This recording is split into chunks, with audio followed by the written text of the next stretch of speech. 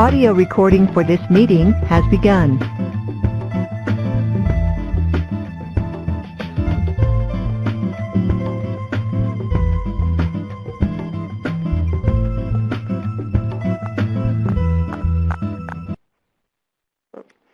Good afternoon, everyone.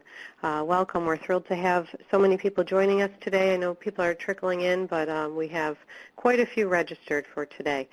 My name is Molly Marin. I am the webinar coordinator for New York State RtI Technical Assistance Center. I have just a few reminders today before we get started. The PowerPoint for today's webinar is available on our webpage at nysrti.org/webinars. People have asked for that in the past to be able to follow along and take notes, so we have made that available for you. At the end of today's webinar, I will post a link to an evaluation. It's a very short evaluation.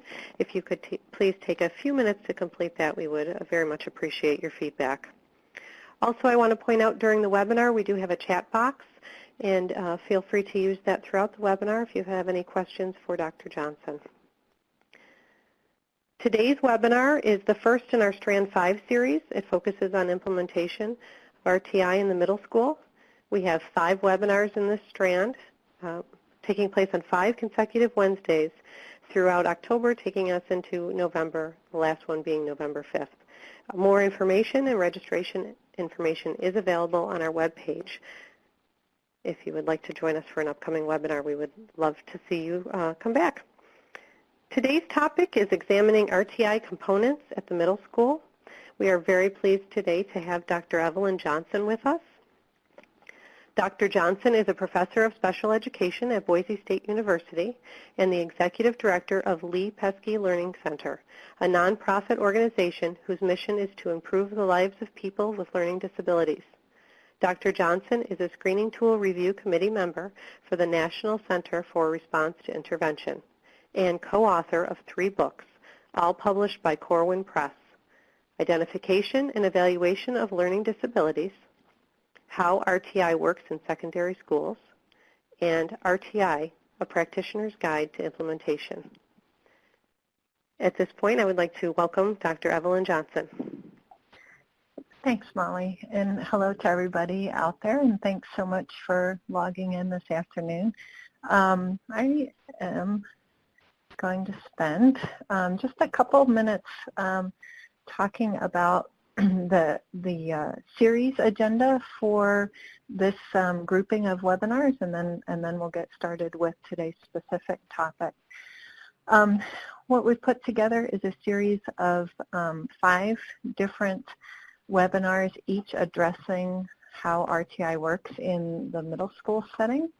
And so today's session is really going to be an overview to just make sure that we have some common language about what RtI is, what the critical components of an RtI model are, what that looks like in terms of the middle school setting. But we'll keep everything sort of at the bird's eye view during this session. And then with each subsequent session, we'll get into a lot more detail on the various components. So next week, for example, we'll drill down much further into considerations about different assessment pieces. And then we'll take on more of the logistics of implementing RtI in middle schools and talk about scheduling. Then we'll look at what effective intervention looks like in an RtI model at middle school. And then finally, we'll take a look at how we do that assessment both during implementation and as we continue with RtI implementation. What are those critical markers that let us know whether we're achieving the goals that we hope to accomplish when we implement an RtI system? Okay, so I'd like to start out first by just getting a sense of how many of you are already implementing RtI in your school. So if you could respond to that poll, that would be great. Oh my goodness. Oh, I saw 100% right away. I was like, wow.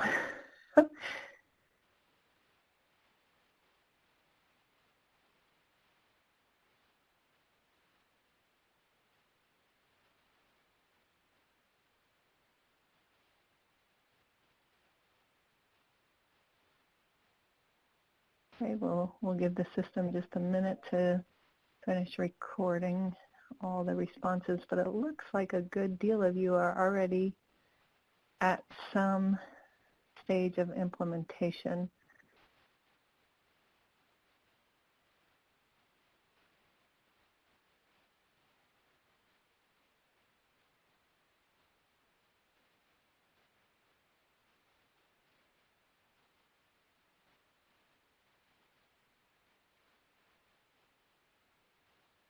Okay.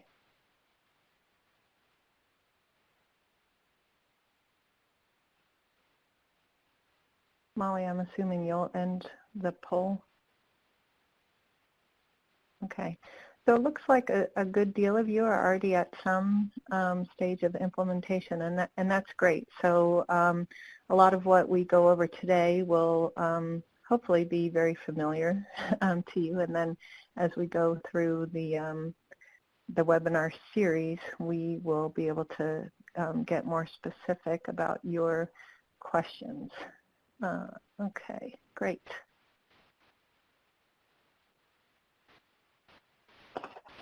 So I think it's really important whenever we talk about response to intervention, especially in the current time period where a lot of the conversation now has shifted from talking about RtI to MTSS or multi-tiered systems of support, that we just make sure we have a common understanding of what we mean when we talk about RtI.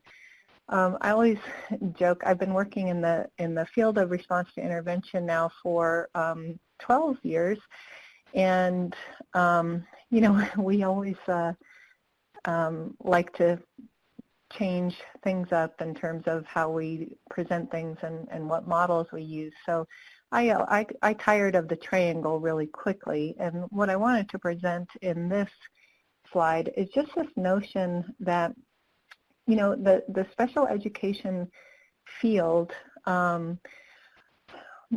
really when we started, special education for a long time was kind of the only way that we had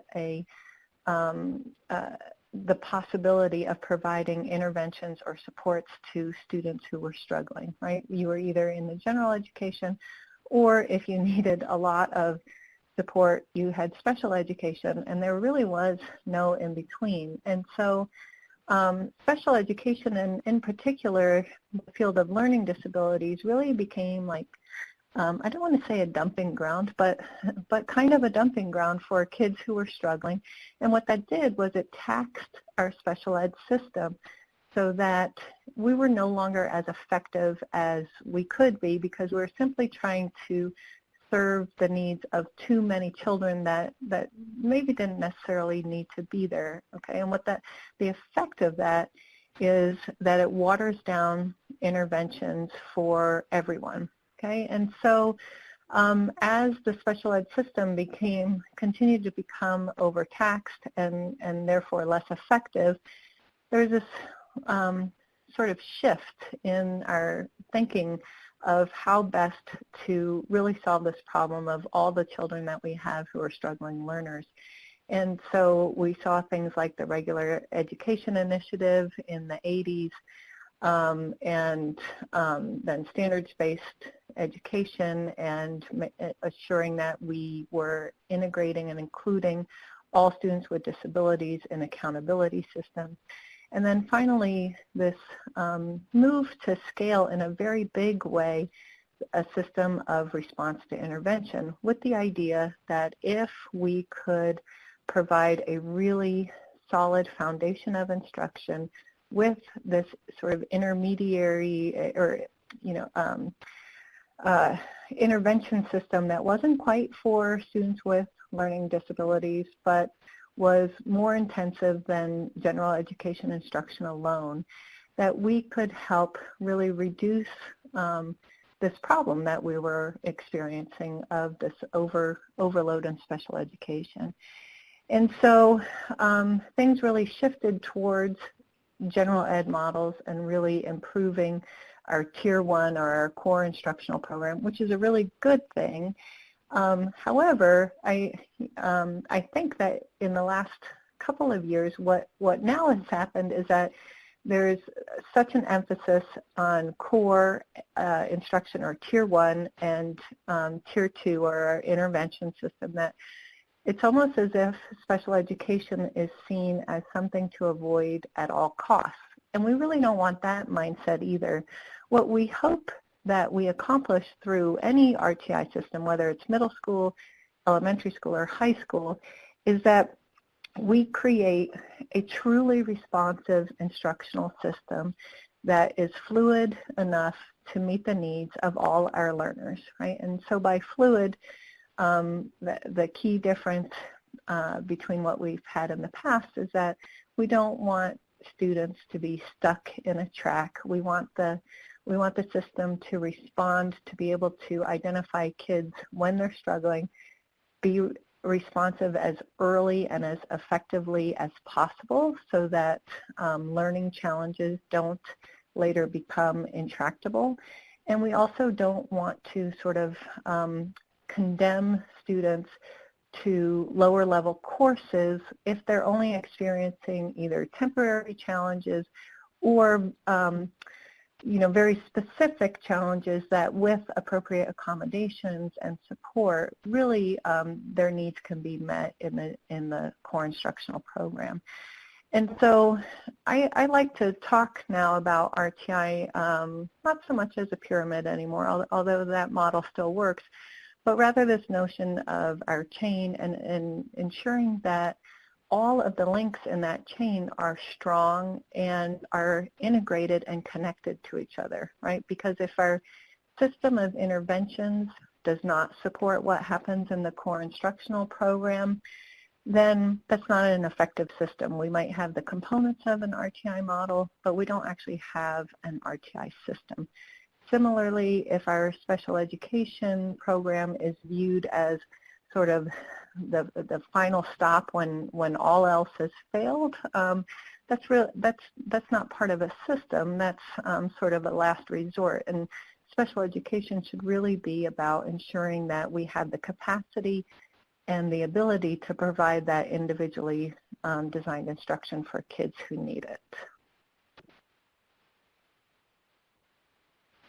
When we talk about RtI models, the National Center for Response to Intervention, which is now the National Center for Intensive Intervention, identified the critical components that are on the slide in front of you. So even though different schools and different states had put different parameters on RtI models, the common features of an RtI system were identified as including these 6 different items. Okay, so the screening, we know we need it in order to identify who's at risk, and we need screening to be a routine and a universal occurrence, because the idea of a preventive and responsive system is that we recognize that different students will experience different types of learning challenges at different points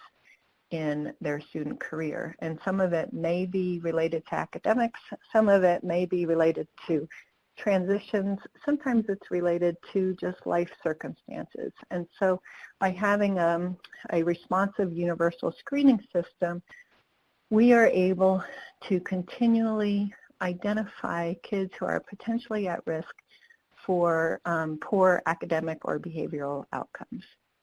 We also know that we have to routinely monitor the progress of students within our system. So definitely we need to do this in our core program, and we already have some of those systems built in, right? We have standardized assessments, we have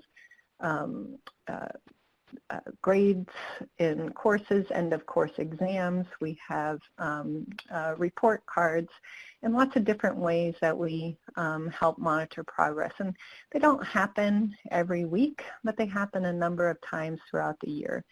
We know that for kids who receive more intensive intervention, we want to get more frequent monitoring of their progress, because with any intervention, and especially once we get into the secondary setting, we face that terrible tyranny of time, right, where we have a lot of ground to cover, and we only have so much time left with the student in our K-12 system. And so we need to know now whether an intervention is effective and whether the student is responding to our instructional practice. Okay. We also know that a responsive instructional system really has to rely on both effective instructional practice and on the use of research or evidence-based interventions, right? And as I mentioned in the previous slide, these two components really need to be intertwined and connected to each other. So just like a preventive health model where we want to get out in front of any health concerns, and we do that through things like inoculations, like, you know, well, right now here in Idaho, everywhere you go, it's, you know, get your flu shot. And so the idea is that if we can provide that vaccination, we're going to prevent a lot of people from getting seriously sick and needing that more intensive medical support later in the season. Okay? And the same idea holds true for instruction. If we're providing the best possible instruction in our core program, then hopefully that diminishes the need for a very large intensive intervention system, and we can reserve those more intense resources for the kids who truly need them. So those are really the key components. And then these last two items, data-based decision-making and leadership, are really the things, I think, that tie the whole process together and transform RtI from a list of components into a system.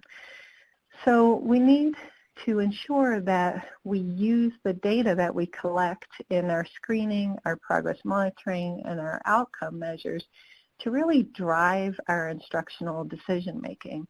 And when I say drive our instructional decision making, that needs to happen at all levels. So oftentimes when we talk about data-based decision making, we think about it at the student level. And that's important, right? We want to respond to the data, to a student profile and make adjustments accordingly. But we also want to do it at a systems level. So we want to use data from our core instructional program, for example, to help identify where we might prioritize our intervention resources, right? I know this is true in Idaho, and I have a feeling that it's also true in New York. In public education, we live in a world of limited resources. And so while we'd like to have a very expansive intervention system, the reality is that we're probably going to have to prioritize based on where the most need is. And so a data-based decision-making process is going to help us do that, so that when we have to make those hard decisions, we're doing it based on data. Where are we going to see the most effect for the use of our resources? And all of that obviously is driven by leadership. So without a strong leadership team, and that's not just the principal, but it's, you know, key teacher leaders across the school, and especially the case in secondary settings. Without that strong leadership that can really bring the process together, that can provide all of the support systems and decisions that really help facilitate RtI implementation, you know, if we don't have that, then really we're just back to having this sort of list of things that we do without it really turning into a responsive instructional system. Okay, so those are the critical components of an RtI model, regardless of the grade level that we're talking about. But when we first started with RtI implementation, again about 12, 13 years ago now, the focus was really heavily on elementary school because, again, the idea was that we're trying to prevent learning problems at as early as possible, because all of the research indicates that earlier intervention is more effective, right? There's less time for that academic gap to widen, which means that there's less time for the child to develop all of that social and emotional issues that, such as low self-esteem, frustration, anxiety, that can further compound those learning challenges. And so when we started talking about how do we adapt the RtI model to a secondary setting, there was a lot of debate, at least in the literature, about what really is the purpose of RtI at middle school or in secondary settings. Can we really just take a model that is in use at the elementary setting and say, okay, now let's do this in middle school? And so a lot of folks thought, by the time we get to secondary, we really already kind of know, and I'm using fake quotation marks here. We already know which kids are at risk, which kids are struggling, which kids need support. And so the idea is that we really are there to provide ongoing support for struggling learners, and that we might need to provide some of that temporary support for either more advanced skill mastery or just for that transition. So in Idaho, our schools, some transition at 6th grade, some middle schools at 7th grade. Regardless, the transition is significant for a lot of kids because the level of independence in terms of the expectations, the changing expectations across teachers. You all are familiar with all of the challenges of that transition to middle school. And so the thinking was, RtI really should just be seen as intervention for that population. And then other writers said, wait a minute, yes, we agree with those purposes, but let's think about this some more. We know from research conducted by Achieve and the American Institute for Research on identifying risk factors for dropping out, that those risk factors actually are present as early as 3rd grade, but certainly by 6th grade there are some definite markers that when they are present exponentially increase a student's risk for dropping out of school. And so is there a way that we can identify those markers and then put in a preventive system to provide more support for kids at risk for dropping out? We also know that there are students who we call late emergent reading disabled children. So those kids who on the spectrum, are not severely disabled, but who are able to, through compensatory skills, maintain grade level performance through elementary school when those supports are present. And then once again that academic and that cognitive load significantly increase, can really be challenged or overwhelmed with the learning process. The same is true for kids who have significant executive functioning issues and some kids with more language-based math disabilities, right? So even though we know that learning disabilities are neurologically based, sometimes they don't present until the child is placed in an environment in which they simply don't have, their compensatory skills are no longer sufficient for helping them keep up. And then finally, we have an increased number of students nationally who are English language learners, and is there something we could do to prevent that population from becoming at risk for dropping out?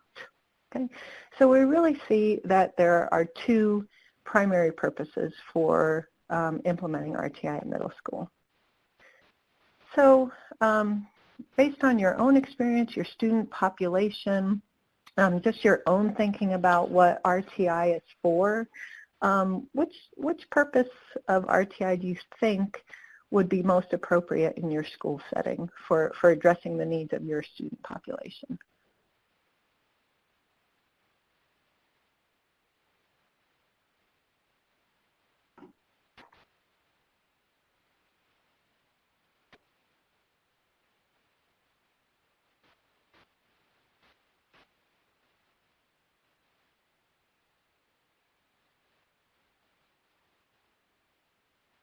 Okay, it's really fun seeing the votes come in.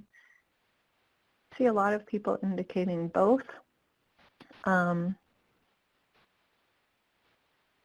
some with just a focus on intervention. And that seems like a really reasonable breakdown of responses, right? Because it's quite conceivable that we would have both populations within our school. So we would want a system that was both preventive in nature as well as responsive to kids who come in with learning challenges or more intensive support needs.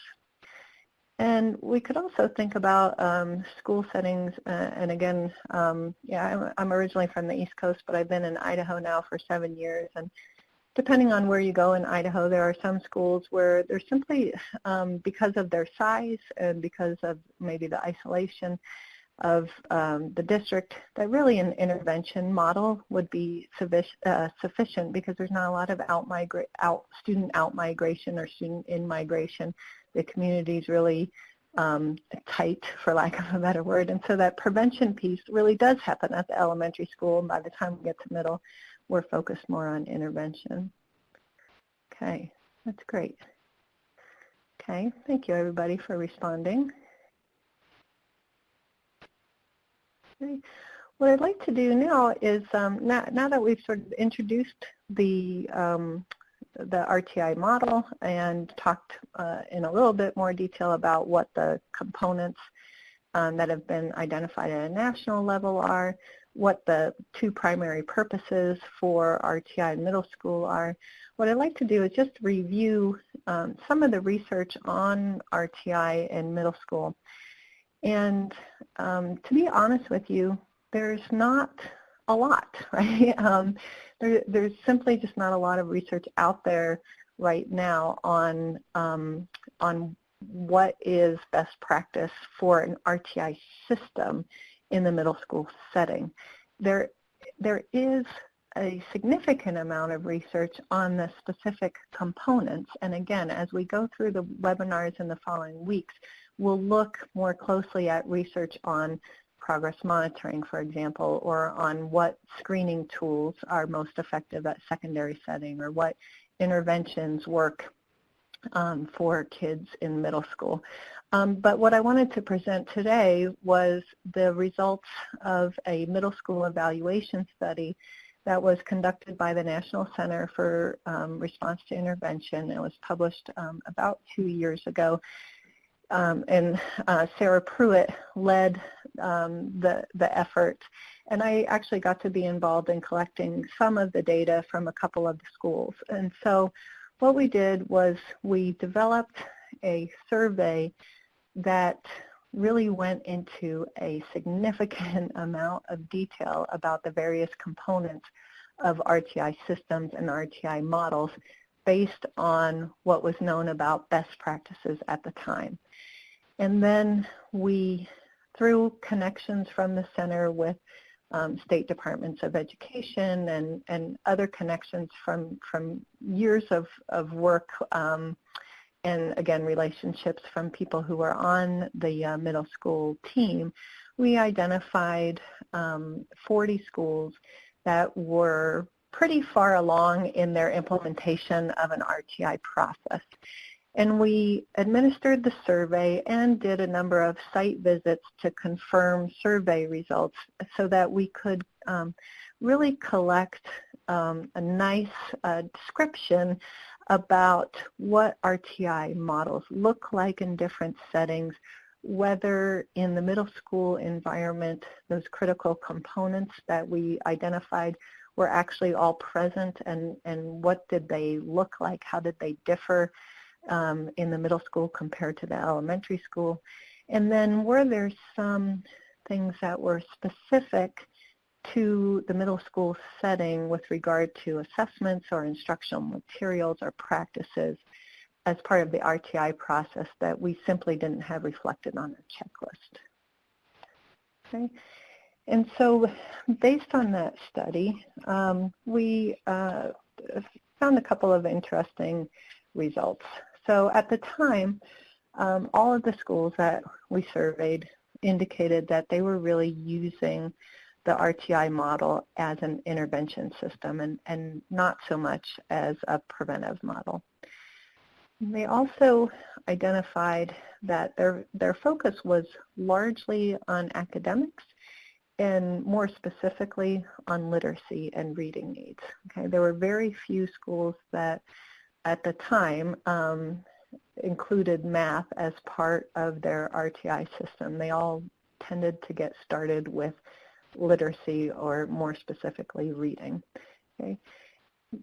There wasn't a single school that also viewed performance in the content areas as an area in need of intervention. So all of that effort was on improving reading skills and with very little integration in terms of supporting kids with reading challenges in social studies or in science. Okay. Some of that's changed with some of the schools that were included. I haven't kept up with all of them. I keep up with 3 of them closely, one in Colorado, one here in Idaho, and one in Michigan. Okay. When we asked the schools about their instructional practices, most of the schools indicated that they began the RtI process with a focus on Tier 2 or intervention. So one of the schools that I worked with really closely in Colorado, they had been a high-performing, they're in Colorado Springs, and they had been a high-performing school for a really long time. They're located in a historically affluent area, and then because of some redistricting and some migration to the area, they found quickly that they were serving a much more diverse student population than they had in the past. And the principal there, Lori Smith, who is actually a co-author on the How RtI Works in Secondary Schools, she said, wait a minute, we've gone from a high-performing school to a school that really has a lot of kids who need support in reading. And she said initially the response from our staff was, well, our scores are going down because it's because of those kids, those new kids that are coming into our school. And Lori's response was, well, guess what? They're our kids now. And so what we've done in the past that was effective isn't going to be enough anymore. So let's really rethink what we're doing here.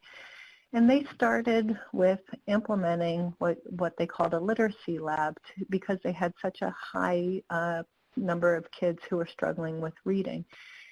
What they found, I'm using their specific school as an example to talk more concretely, but this was true across many of the schools we surveyed.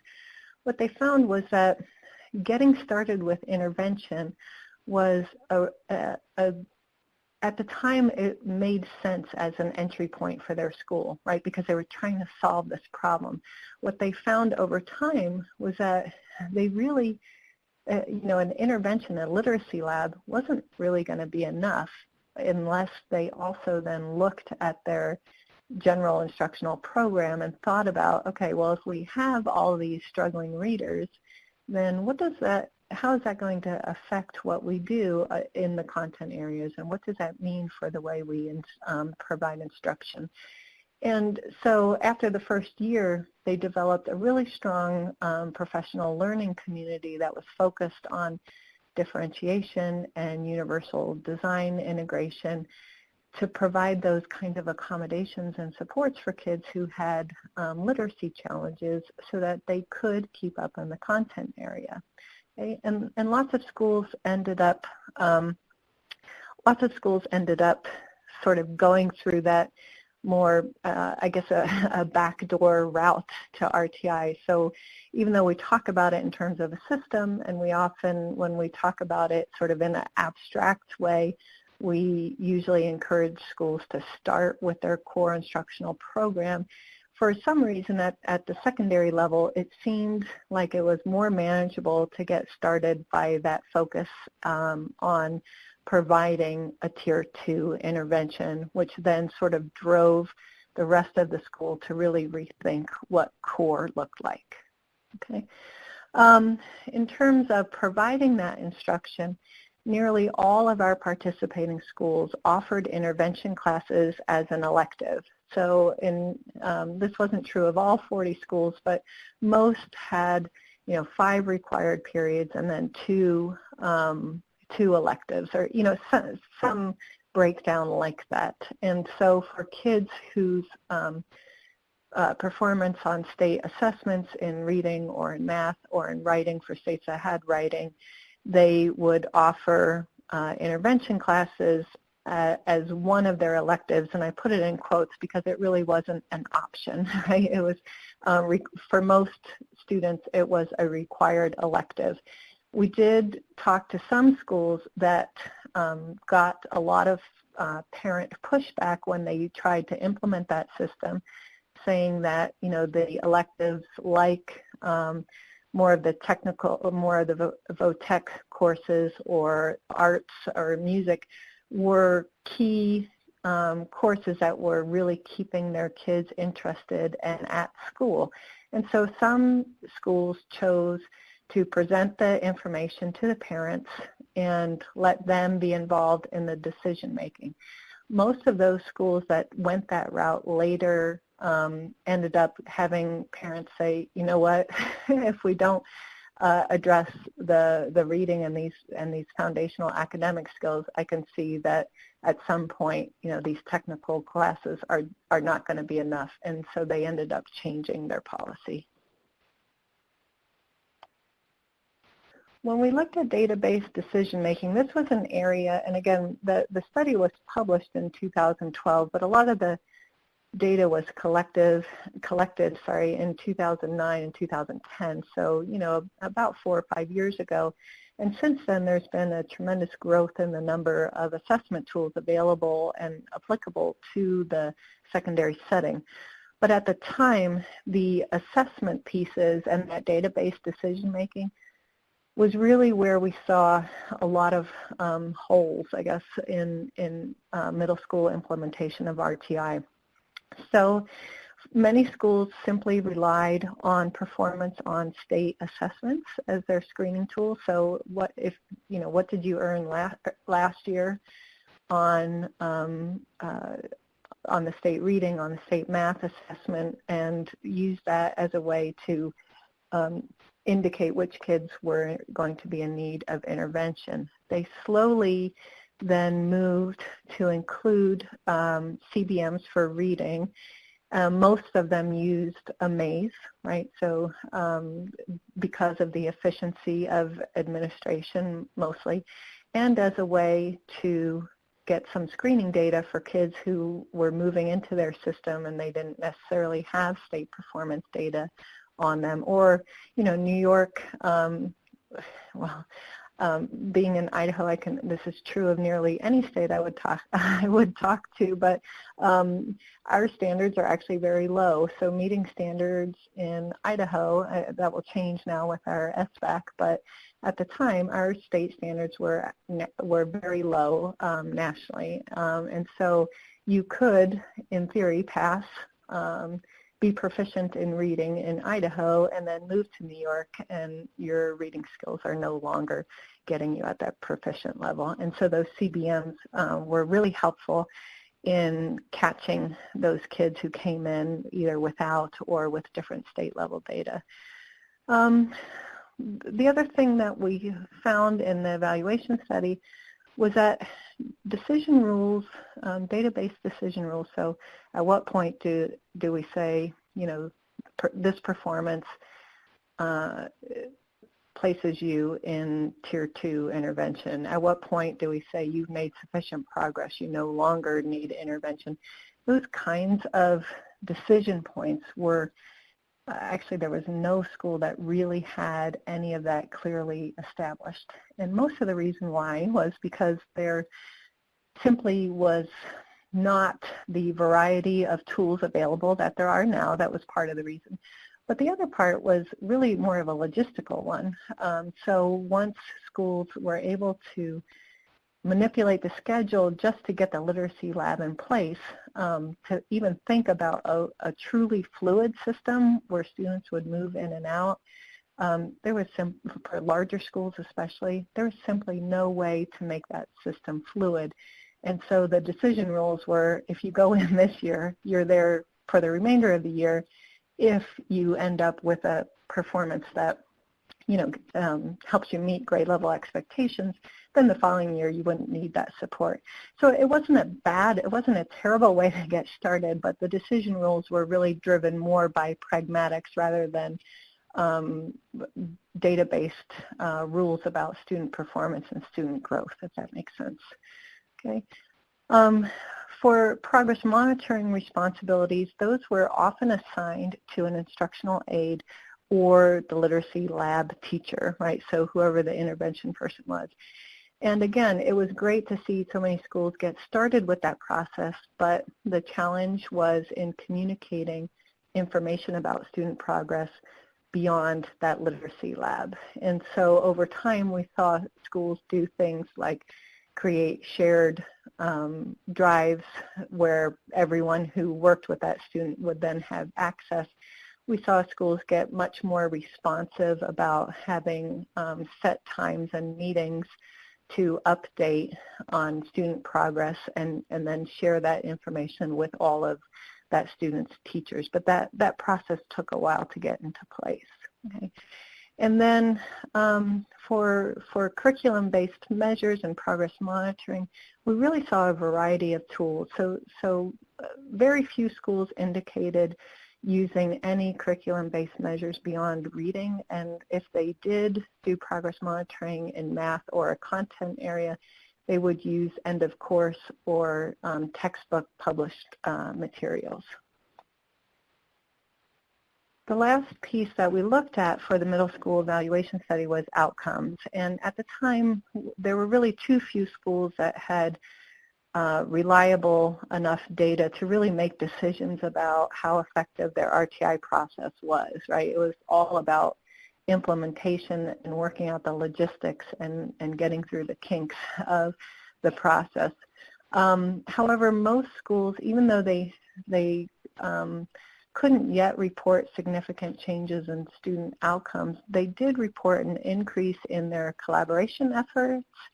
And a lot of schools also reported that that the implementation of RTI caused them to go revisit some of their policies about attendance, about behavior, about decisions, about whether a child was placed in the intervention as a result of starting the RTI process. Okay, so it had an overall net positive effect on the schools functioning as a responsive system, and that was I think that's a good thing. Okay, so when we from that evaluation study and from our work, from our more in-depth work with a couple of middle schools and junior highs, we then went back to those critical components that we talked about at the beginning, and we said, okay, in what ways might they shift somewhat at middle school? And so for screening, where we think some of the changes might come, we think we need academic screening in reading, writing, and math at a minimum. We think that if schools can implement a combined academic and behavioral focus through a school-wide positive behavior support system, then behavior screenings are also incredibly helpful, especially at the middle school. And then we'll take a look at this in more depth next week, but the National High School Project, and now it's been assumed by the American Institute for Research, developed something called the Early Warning System. It was originally developed for the high school level, but it now has a middle school early warning system tool that identifies the key or high yield indicators that when they are present, again, exponentially increase the likelihood that a child will drop out of school. Okay, they might not drop out tomorrow, but within a few years. And there's one that's specifically tailored for middle school, and it includes data that schools routinely collect, but it does it in a way that helps create flags when kids are over the threshold for these various indicators. And they include things like attendance, behavior referrals, performance on previous exams, the number of course failures in those core courses. And again, we'll look at it in more detail next week. We think that progress monitoring is going to look very much the same as it does in elementary settings. And we think that norm reference standardized curriculum-based measures for literacy, so both reading and writing measures, and for math, including algebra measures, and again, we'll look at some of these in more detail next week, are really going to be critical because those are related to those high yield indicators, right? When kids are not successful at those core courses, it means they don't get the credits, and it usually impacts other content areas and puts them at increased risk for dropping out.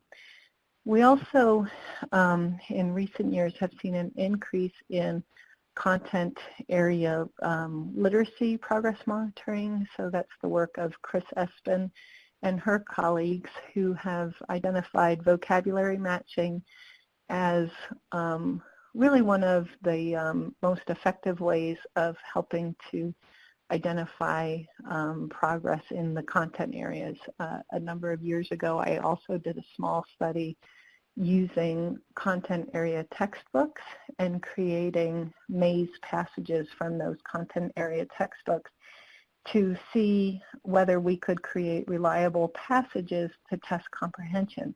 And the impetus for that study was feedback that we got from our work with middle schools, and they were saying, look, current reading passages really overestimate students' ability to read because they're all narrative. And, so the kids understand the basic plot of a story, but, give them a book to read about, the life cycle or energy, and suddenly, their reading skills don't hold up. So what I really need to know is how well they can read informational text. Well, with the coming of the Common Core, we know that there's going to be assessments that are more responsive to reading informational text. And the good news is that what we found is that we could create reliable passages simply using content area textbooks, and that they provided a much better gauge of a student's reading ability when we think about reading in terms of reading to learn. So I see a couple questions. So is there any reason to split the RtI approach for grades 5, 6 separate from 7, 8?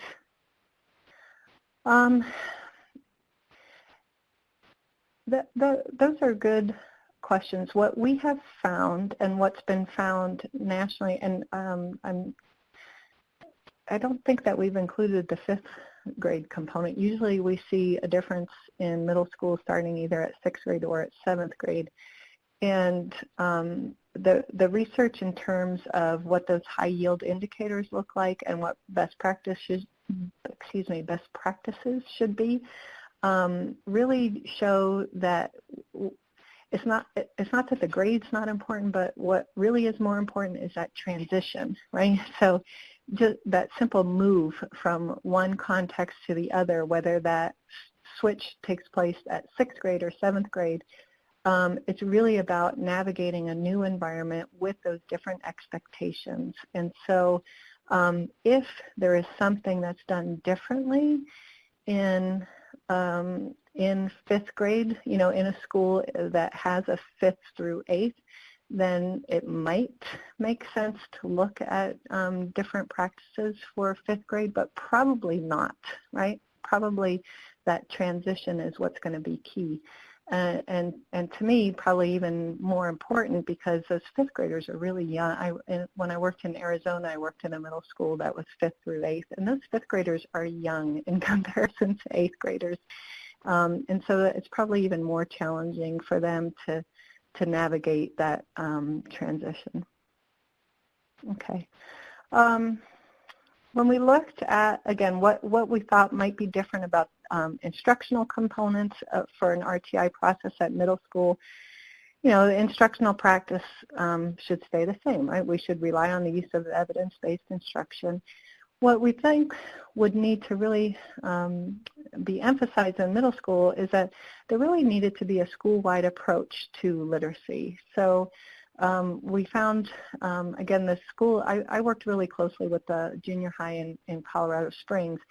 And again, they started with that literacy lab, and then when they pushed the process into their core instructional program, they developed a common writing instructional approach with a common writing rubric, so that the expectations for writing essays were consistent across teachers. They were scored on the same components, and students practiced writing much more frequently because of this common emphasis across classrooms. When we look at intervention, we really think that the focus on intervention, yes, a key goal is to remediate literacy or math deficits, but another really key component of intervention needs to be that strategy instruction to support learning. So helping kids to develop those. Do you have to do this too? Oh, okay. I'm getting some feedback. Joshua, let's go. Your microphone has been turned on. Molly, I don't know if you're there. I'm getting I like have someone else's conversation going on my phone. I don't know if everyone's hearing that or not. So You should be fine now. Sorry about that. Thanks. Somebody No, joined okay. in and they're done. Okay. So that strategy instruction, where we're teaching kids those skills to organize, to plan, to break down the learning tasks, to set timelines, to ask for help, to get started on a larger assignment or larger project, to work effectively with their classmates when they're in small group learning situations. That kind of intervention also really needs to be a critical piece of a Tier 2 system, because so many kids struggle with that, especially when they're transitioning from elementary to middle school. And then finally, for Tier 3, we actually didn't spend a lot of time working in the middle school evaluation study focused on the special ed system, because at the time everything was so new that we were really focused on the core and the Tier 2 program. What we did find, again, and this is through my work with these 3 other schools, is that special education for a long time in the system was sort of, it was still that parallel. So it was there for the kids who were not responsive or the kids who came in with special education needs, but it really wasn't integrated as part of the system. Our hope is that with the emphasis now in the Common Core on assistive technology and universal design, that we'll really start to think and be more intentional about our use of assistive technology and individually designed instruction that supports student progress towards these larger goals. And again, we'll talk more about that in, I think it's, webinar 3 or 4, I think, is where we'll get into a lot more detail there. Okay. The other thing that we thought was really important to highlight in terms of what RTI should look like at middle school was that there was really going to be more of an emphasis on working together and collaboration. And when this actually didn't start as part of our survey, but it really was something that sort of developed organically as we started to work more with schools and talk to their school teams and about the process.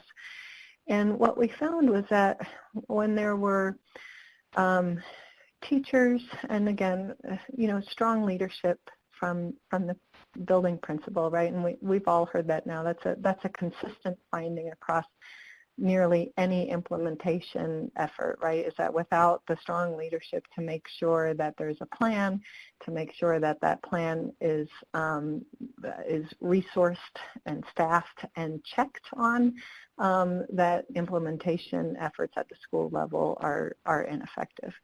What we also found, though, is that when schools had that collective vision that they really could meet the needs of their students, or our catchphrase, all students can learn, but really it was more about can we really design a system that's responsive to meet our kids where they are, which is a much different mindset than sometimes teachers at middle or high school have, right? And sometimes because, again, when learning challenges are a constant in your life, then it's easy to develop frustration and to appear to be not extremely motivated or highly interested in school. And so it's sort of that dangerous situation where it's like, well, yes, our students have responsibility for their own learning, but we also have to remember that if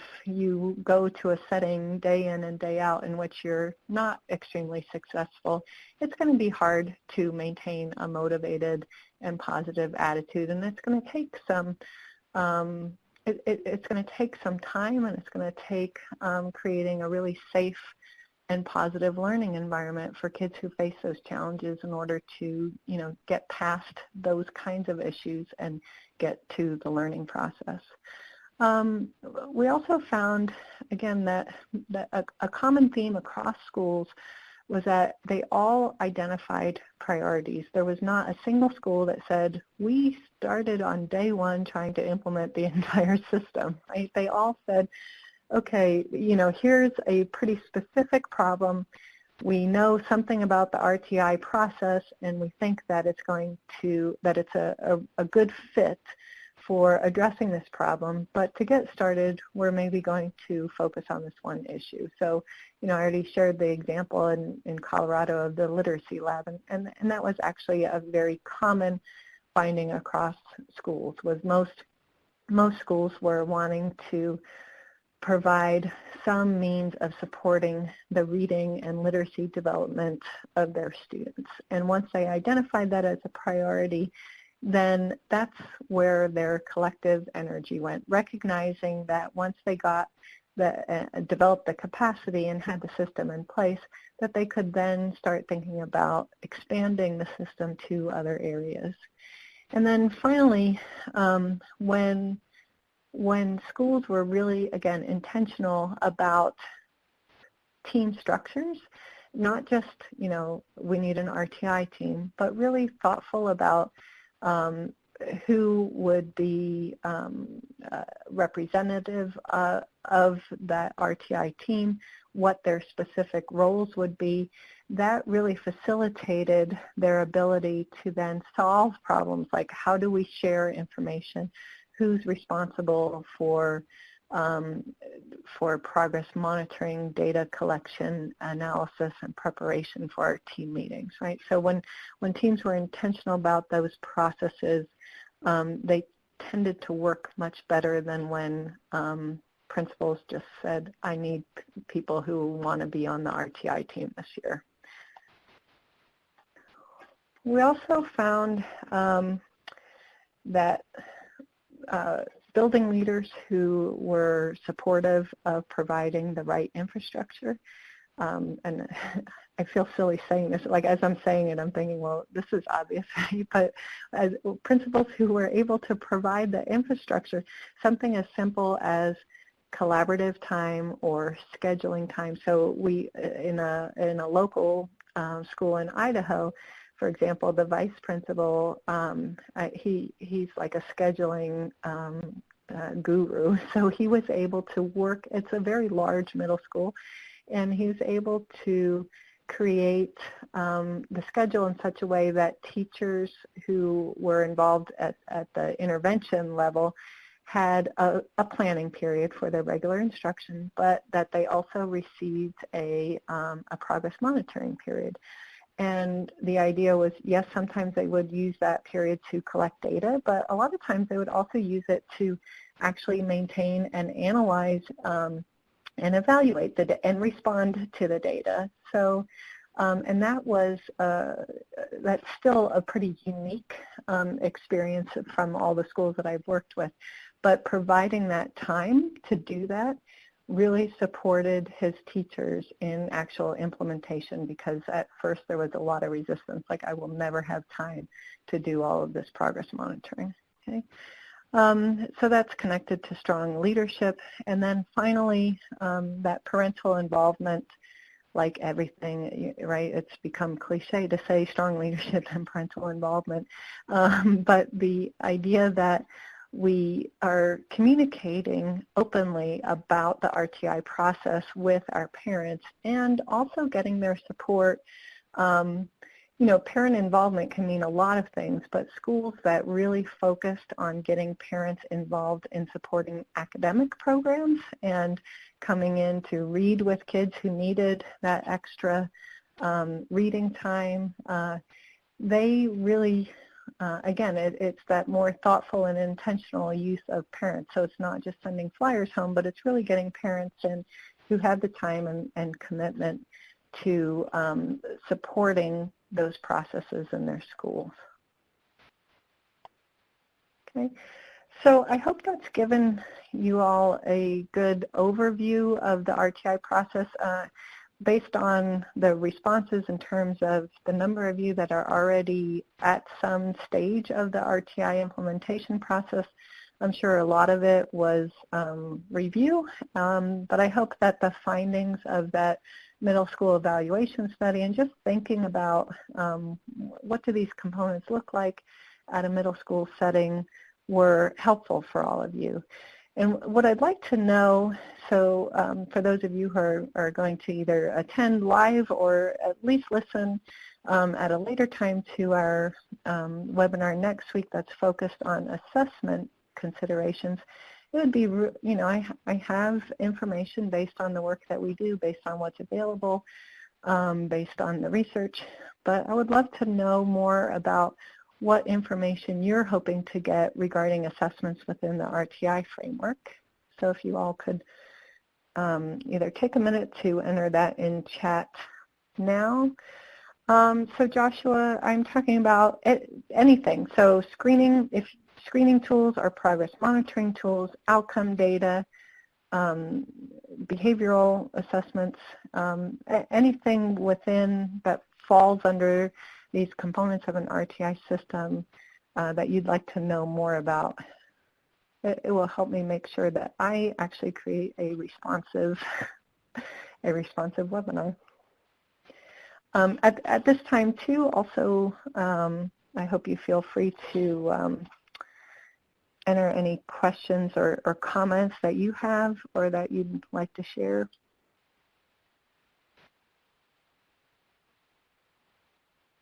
Okay, so I see several people looking for screening tools and progress monitoring tools, especially in math.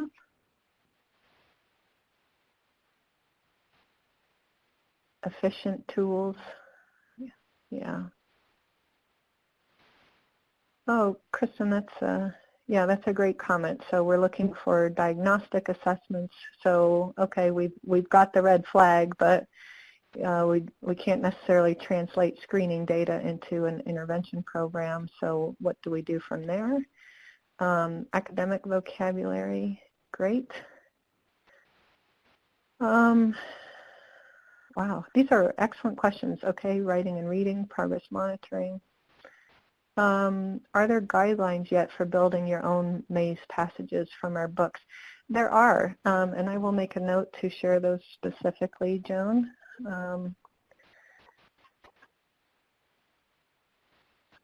Okay. How do we use current assessment data without adding another component? That's a great question, Jerome. We're in such a heavy testing culture, and I teach an assessment course at the university, and you know, we always, because we always have a good time in class, and we always end up joking like, well, when in doubt, the answer is collect more data, right? And which, you know, it's funny to talk about in a classroom, but when you look at the impact on instructional time of too much assessment and then just the stress and pressure that it puts on students, how do we balance that? And so some of those high yield indicators that we look at for the early warning system, I think, I hope all of you will find that useful. So some folks are switching from AIMSweb to other systems. I'm assuming that's somewhat related to the adoption of Common Core standards. Someone asked what my opinion of DIBELS is. We can talk about that more next week. So STAR is a screening and progress monitoring system. What we'll do is we'll take a look at the National Center for RtI and the National Intensive Intervention System publish those consumer reports information on tools, and I'm actually a member of the screening committee that helps determine those consumer report ratings, and there's progress monitoring tool charts as well, so we'll take a look at some of those. Wow, great questions. Okay. I don't know that much about iReady. I do know somebody who does, so I will try to get some more information on that. I'm just taking a note. Okay. Fabulous questions. If you go back to your school setting and you think of some other questions, we'll be holding the webinar at the same time next week. So, you know, if you could get those, you know, to, I think Molly, by Friday, is that okay, Molly, to say that? I don't want to commit you to something. But if you could get, oh, great. If you could get notes to her, that would give me a little bit of time. Assessment is actually my area of expertise, but I saw a couple that I have heard of that I'm less familiar with, and I would want to make sure I have enough time to do some good research for you. Okay. All right. So, what do you recommend for scoring writing CEMs? Okay. These are great questions, and I hope to see all of you next week. And your responses have given me some really good ideas on how to make sure we structure that webinar so we're responding to all of your questions and comments. So thanks everybody for attending. Thanks for hosting, Molly, and I really hope to see all of you here next week.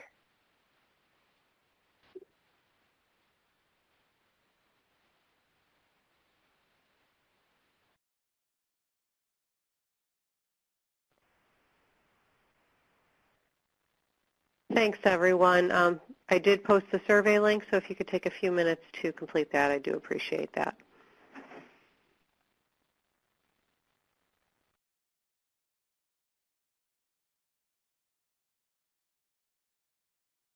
Audio recording for this meeting has ended.